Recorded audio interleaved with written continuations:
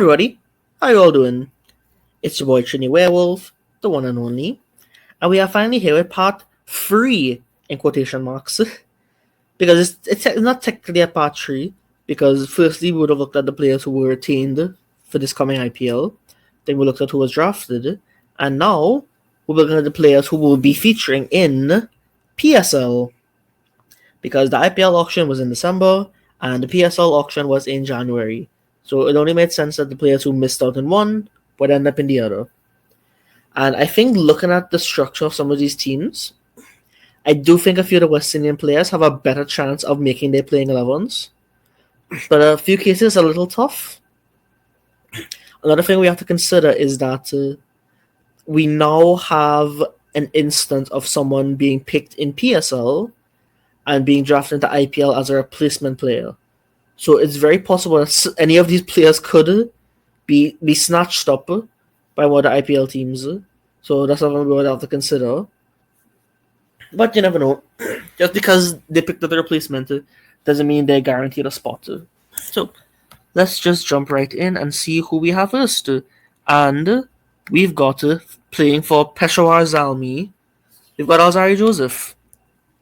Now, this one does not surprise me because a certain Darren Sami may be coaching this team. So it would only make sense that he would pick up someone from his St. Lucia Kings team.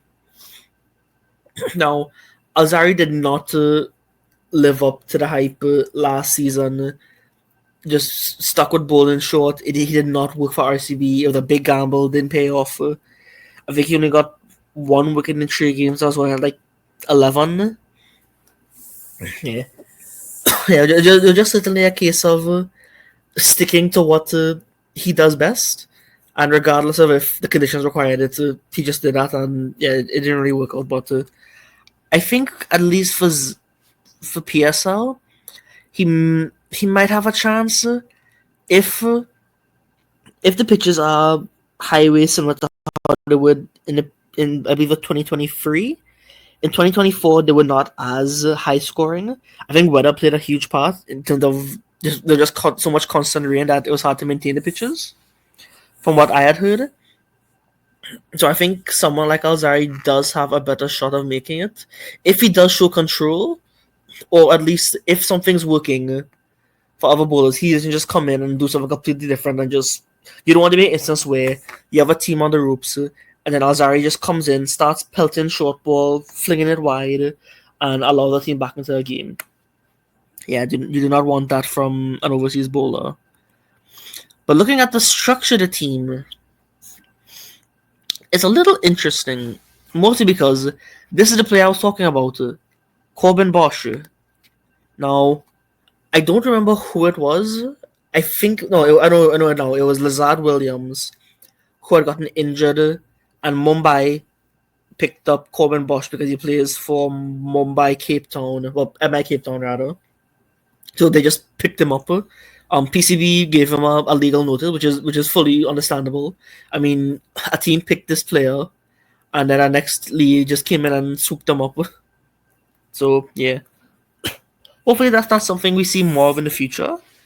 But yeah, looking at the overseas players, you got Tom Colacadmore, Nahid Rana, Najibullah Zadran, Max Bryant, and Alzari Joseph.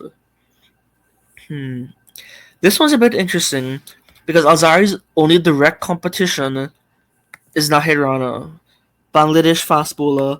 He is also doing quite well. He's on the rise lately. I don't think he's gotten as much games for Bangladesh, which I do find a bit weird. But I remember seeing him in the test match against the West Indies, and he was pelting as much pace as Alzari, and he seemed to be a lot more effective. So it would be interesting to see if he does make it to this 11. In terms of other players, they only really have 5. Could just be 1, 2, 3. Skip it. 1, 2, 3, 4, 5. Yeah. And that's when they would have to get someone to replace Corbin Bosch. But I feel like it would either have to be a toss between Alzari and Nahid, and then they would have to go with TKC, Max Bryant, and Najibullah Zajran. My concern is Zajran is very, very iffy. We've seen it with Afghanistan, all these other franchise leagues. But yeah. Yeah, this one I do feel like Azaria had like a chance. Let me actually double check what Max Bryant actually does. Because if I remember, he might have been in. Was he in Ghana Super League? I'm not quite sure. Was it? Oh, no, I think it was in. I think I remember from Big Bash. Okay, I'm thinking he was a Big Bash team. He actually may have well been in. Sorry, he may have actually well been in the Ghana Super League. Let me actually check this now, because that name does sound very, very familiar. I remember him. I think he's an all-rounder, if I'm not mistaken. Let me see. Okay, I'm actually not seeing his name on the team listing, which I find very, very strange. Here we go. Max Bryant. Nope. Oh, wait, I know who this is now. He played for Brisbane Heat. That picture does not look like him. Either that's a new picture or the picture from when I saw him, he shaved his mustache. I remember seeing him for a few Big Bash games, and man had a blue shirt and a big mustache. Yeah, but I know who this is now. My mistake, people. So yeah, or fast bowler who could bat it, but not really. All rounder, batter, bowler, all rounder, batter. Yeah, this is an interesting one. For me, I feel like the likely starting 11 would be Alzari, Najibullah, Max, and then TKC. Yeah, I think that would be it. Okay. Yep, that seems pretty good. Now, moving on to the next team. TC is gonna love this one because Islamabad United have picked up Jason Holder. Yeah, I remember all the jokes about how Holder said that he wanted to focus more on T20 in preparation for the T20 World Cup. He was in a Rajasthan Royals training camp, looking for that training, focusing on his skills, preparing for that big IPL bag, and then nothing. Nope. So only makes sense that the man would jump into a PSL team. But looking at the team, it's a bit confusing to tell if he'll play because one, why did they post a team listing like this? I can barely tell. It's just so complicated. I mean, you could very well tell who's overseas and who's local.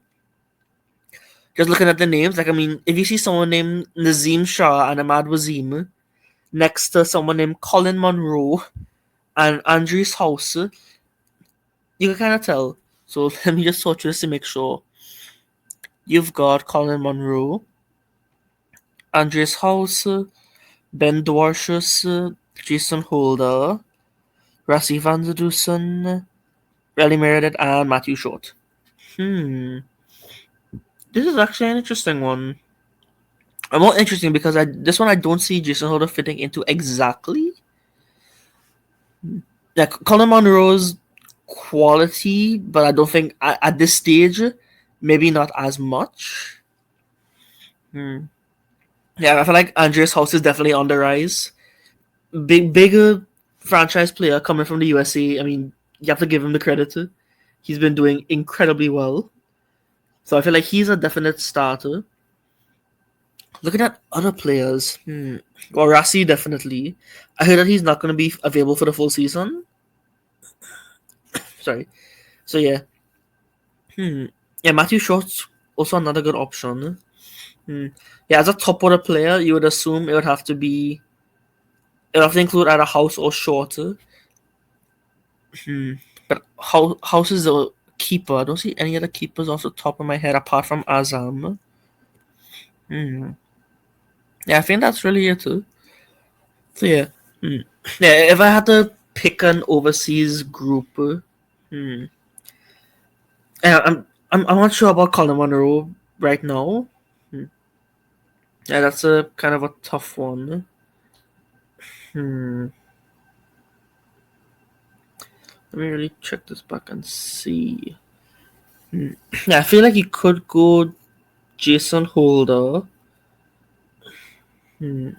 Okay, sorry. Yeah, so let's see. at one point, Rassi might not be available. I think he's not available at the start. So what I would go with is Rassi, Short, Holder or Meredith, and House. Yeah, I feel like that's a very, very solid overseas grouping. And I feel like if you want more batting, you go with Holder. But again, Holder's a diamond retention. Oh, sorry, diamond draft. Hmm. Yeah, I feel like just because of that, yeah, supplementary, silver, gold, platinum. Hmm. Yeah, yeah, I feel like the best ones will probably be Short, Holder, House, and Rassi, and then you might have to swap some in and out. Colin not starting is kind of tough, but a decision I can kind of see it too. Yeah, I think that's really it too. Yeah, I think the structure of this one, there's not as much competition for Holder in terms of an overseas spot, because I don't think anyone here really could really offer that all-round position. So looking at that, I definitely think that he might start too. Yeah, yep, solid team, I would say. Yeah, defending champion, so we'll have to see how it goes. Now this is the one I really want to talk about because Multan Sultans have picked up Johnson Charles, Shea Hope, and Gudakesh Moti, the Caribbean trio. First of all, look at these muscles on Moti. Man is flexing. My goodness. Who knows if that's real or not? But but yeah. This one I find the most interesting, just because there's a possibility that all three of them could play. You could have an overseas unit that's almost all West Indian. It's very, very cool. Yeah, and actually looking at the squad, you do think that most of them are the leading overseas players to play.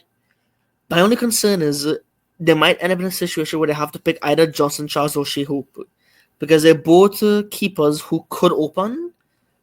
Well, Charles more so to open. Hope could fit in at free. Although there's a case for either one to make it as a pure batter, but we'll have to see. Well, actually, no, Rizwan would definitely be the keeper, so it's possible both of them could just come in as pure batters. Hmm. Yeah, this is an interesting one. I'm sorry if I think interesting a lot. I tried not to go through this as much beforehand, just so I could put out my thoughts right here. Oh, sorry. Whew. But yeah. Let me see. You got Bracewell, David Woolley, Chris Jordan, Moti, Josh Little, and then Charles and Hope. Yeah. I think Moti definitely starts for this one, just because I think Josh Little has really, really fallen off. That man's gone picked up by so many franchise leagues that he's he just dropped off for Ireland and a lot of these other leagues. So unless they really want him, I don't see him starting. There's, yes, I feel like in his place I'll probably go with David Woolley or Chris Jordan. I'm leaning more towards David Woolley, just because I've seen Chris Jordan not lack of perform for so many teams. Most recently TKR. He did well in a few games, but not as much as I think they would have expected. Now, so there's that. Moti has actually no Moti could have some competition from Bracewell, because Bracewell's a far more established batter. But even though Moti's kind of on the rise as an all rounder, Bracewell does bat a bit higher, so there's that at least. So yeah, for me, I'll toss between either Bracewell or Moti, and then so if it was me, I would go Bracewell. Yeah, I think it'd be best to include the West Indian in this. Or, well, sorry, I would have to include either Charles or Hope. I feel like the best option might actually be Hope, because neither of them would keep likely be Rizwan, so I might be tempted to open. Well, that's the question. Would they any of them open? Well, I can't remember who opens for here. I don't think Rizwan has opened, and Osman Khan's also a keeper. But Rizwan's the one with the gloves next to him, which is kind of odd. Okay, so I would go with Shea Hope, Moti, Bracewell, and Willie. Yeah, I feel like that's what I would go with, which is honestly not bad. Because then you have a solid opener, you have a backup keeper, you have and then you have some all rounders per se. Moti, Willie, and Bracewell could all bat. They could all bowl really well. So yeah, I thought they offer quite a bit. I'm not as familiar with some of these players, but just off the top of my head, I feel like that offers the best. Just because all of them have their skills as bowlers, but everyone can contribute. All of those can contribute with the batter, which I feel like always comes in handy. You would never complain if you have someone coming in at, probably in the case of Moti, someone coming in at maybe 8 or 9 and putting out like maybe 20 runs. Yep, I see an issue with that. Now, this is normally where I would end the video, but I made a mistake.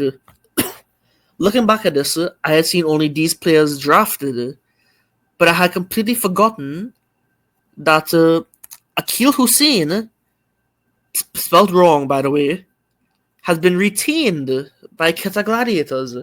I completely forgot this because I was wondering how could big number one T20I bowler at a point in time, almost, I think it was I think he had just been replaced. Yeah, how big a West Indian bowler, number one T20I spinner, could not get picked up by an IPL team, and I forgot because he was retained for PSL. Now, that's not to say that he's guaranteed here. I feel like just because of that, you'd imagine Bravo or somebody might just call up their local, their countryman and say, come through for TKR or for Mumbai. You never know. Or any other team could just snatch him up because of his quality. But yeah, a very, very solid retention. In terms of other overseas players, they're also a team who didn't really lay it out as well. So let me just run through this and see. Well, the names stand out. So you got Finn Allen, Chapman, Russo, Akil, Kyle Jameson, and then Kusam Mendes and Sean Abbott. I feel like this is the best overseas unit I've seen out of all of them, even excluding the quality of Moti and Hope for Multan. They have some big names, yes. I do think that Chapman and Finn Allen are very, very hit or miss. I mean, both are very, very capable of giving you 100 and a duck back to back. Yeah, I feel like that's kind of an issue. I mean, on their day, they could both come off. But I think Akil played most of the games last year, and he had performed really, really well. I mean, there were times I think where he was coming in at 6 or 7, and giving them hope of winning some games with a bat. So yeah, that's pretty good. Yeah, you can never complain when you have a quality bowler who can give you runs. For me, looking at overseas, I think the first one who stands out to me is probably Mendes, and then Kyle Jameson. Russo's also quite hit or miss actually. Yeah, looking back at this, the top 3 overseas names that I see here are all people who could give you 101 game and then nothing in the second game. Yeah, so looking back at it, I would say probably Multan or Zami might be the best overseas group that I've seen so far. So yeah. Looking at this, I think Akil definitely starts.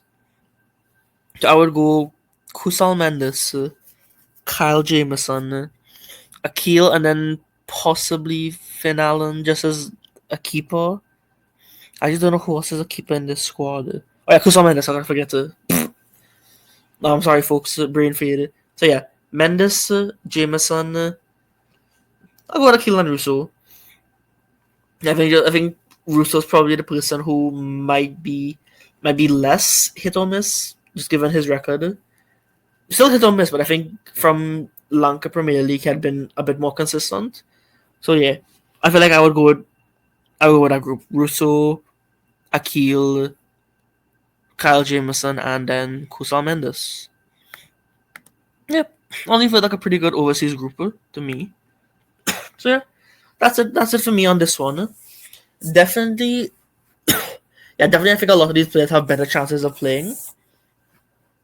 I feel like the only thing that would surprise me is if we actually do see Johnson Charles, Shea Hope, and Gudakesh Muti all playing.